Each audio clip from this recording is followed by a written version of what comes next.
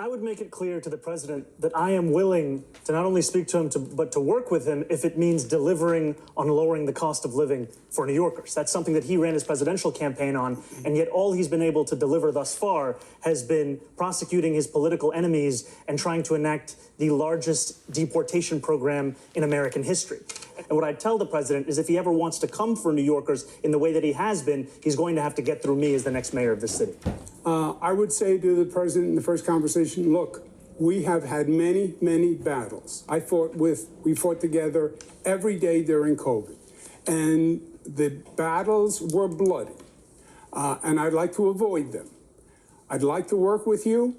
I think we can do good things together. But number one, I will fight you every step of the way if you try to hurt New York. Look, you can be tough, but you can't be tough if it's going to cost people desperately needed federal funds. Zoran Mandami, the president, has already said he's going to take $7 billion out of the budget right from the start if you're elected mayor. People are going to suffer in this city. People who need those federal funds. What I would do is sit and negotiate. I would say, look, Mr. President, we need that gateway. So a lot of talk about who's tougher when it comes to standing up to Trump. We're joined by our political pundit, Jim McQueeny now. Hey, Jim, good morning. Thanks for being here. From President Trump to the situation in the Middle East. A lot of focus was on national and international issues. But do New York City voters care about those issues? Or, as Zoran Mamdani likes to say, it's about affordability? Well, they do care about these issues, and they don't have a choice given wall-to-wall commercials for this thing in the New York market. It's every minute there's a commercial on it here.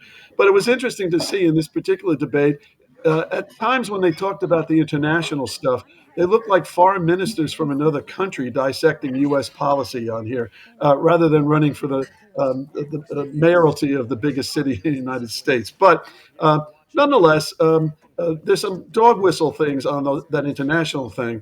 The dog whistles are the Jewish vote in New York, which is extremely heavy, and tripwired here about what's going on in Gaza and Israel here. And Cuomo has got to claw back those votes. He's behind.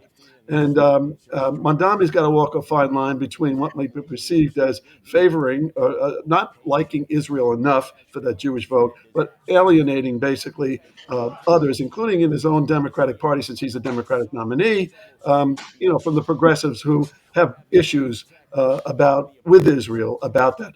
But back to Trump for a second here on the domestic stuff. What you saw in those sound bites pretty much personified each candidate's positions, right? You saw an aggressive Mondami on there. And then you saw basically Cuomo saying as a governor he had a deal with Trump.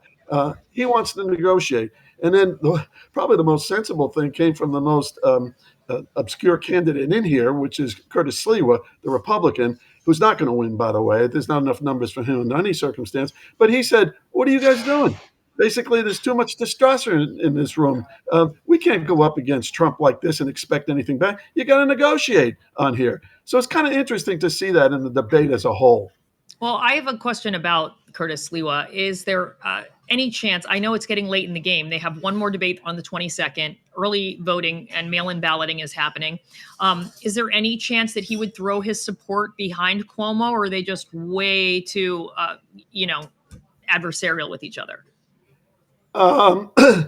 Probably not. He's in it for the long term. Well, there's only a short term now. It's only 3 weeks. But it was interesting to see when he was asked when Curtis Sliwa was asked, what qualifications do you have to run the largest city in America? And basically his answer was, I have a lot of experience. I founded the Guardian Angels. That was ludicrous. Even if he were to throw his support to somebody, I don't think there's a lot of it. Republicans aren't going to leave for Cuomo by and large, or leave for Mondami on here. He doesn't have a lot to give. It's like the Adams endorsement.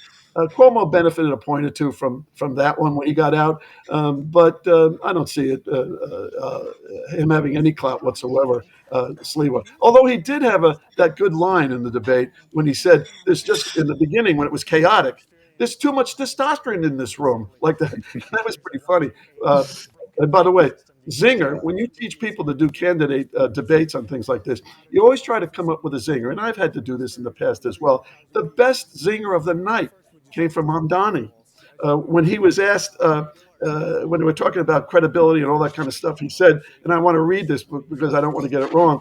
What I don't have is experience, he said, and that's a criticism to him.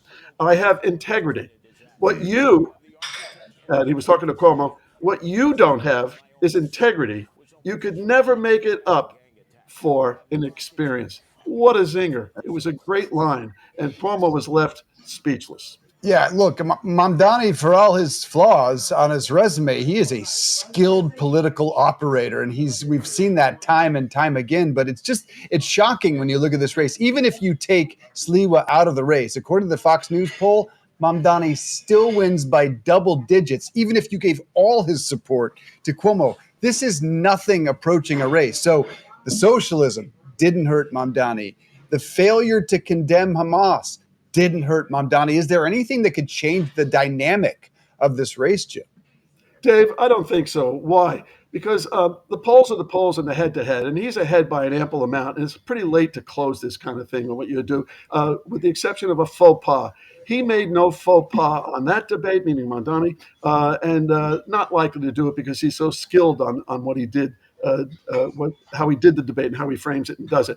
But one thing you've got to realize here, the reason it's not going to change that much and why Mamdani is going to win this thing is because sentiment polls are different from head to head. Sentiment polls are, how do you feel? And people in all polls everywhere around the country, including New York City, they want change. And Cuomo, when he was trying to show how much experience he had last night, he was reminding people he's the status quo. Right. And that actually hurt him in this debate, I think, for those that were looking toward him as a possibility. Yeah, a lot of reminders that he resigned as governor. That didn't help him at all last night. No. And the whole issue of how he handled COVID with nursing homes, Jim. I'm curious, Jim, just your thoughts. 4 years from now, could we be looking at a potential Republican mayor of New York City? I know many people thought that was unfathomable, but I think right now they should be kicking themselves for not running a stronger candidate. Well, I don't think the story is over on that, Dave, because I think the Trump deciding once again in his peripatetic tweets that New York is not going to get the Gateway Tunnel money from the feds. I think there's a lot of politics behind that, mostly about Governor Hochul, who's up next year, the Democrat, and maybe putting her in a position of not being able to deliver something. But it also applies to the mayoralty here, because it looked like to me, when you want to get at the front runner, Mamdani, put him on the spot like this, you want him there because in 4 more years, Republicans feel that they'll be able to come back as a mayor for a mayoral candidate in 4 more years because Mamdani just won't be able to do it. They don't want to help him do it. They just want to help him get there so they can basically make him, a target for 4 years. Right, and they want this pendulum to swing the complete other way. One quick question about that, though. We know that financial and economic issues are top in the minds of New Yorkers. Safety and security, another one. Dave mentioned what is it that could actually ding the popularity of Mamdani? What about the fact that, both of his opponents called him on the carpet about calling police racist back in 2020, about talking about defunding the police, and a lot of other questions about the safety and security aspect in New York?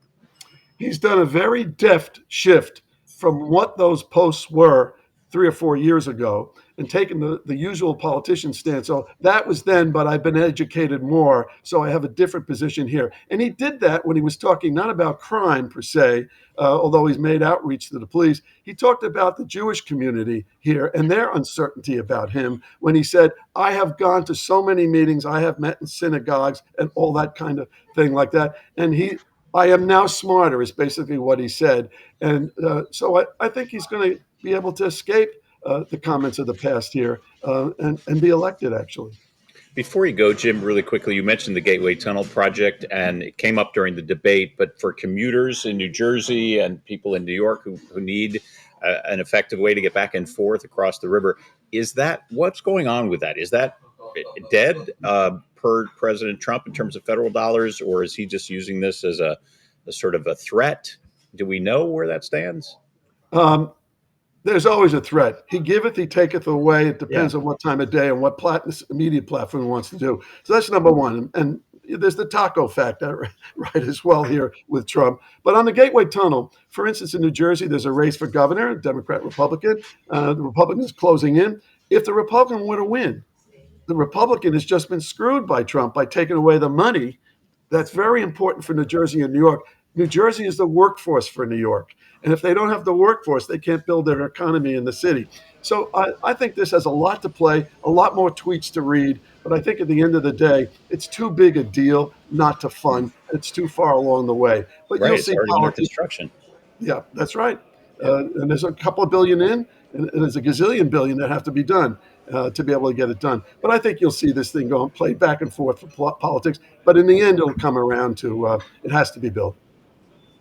Jim McQueeny, thanks for joining us here this morning. We appreciate it.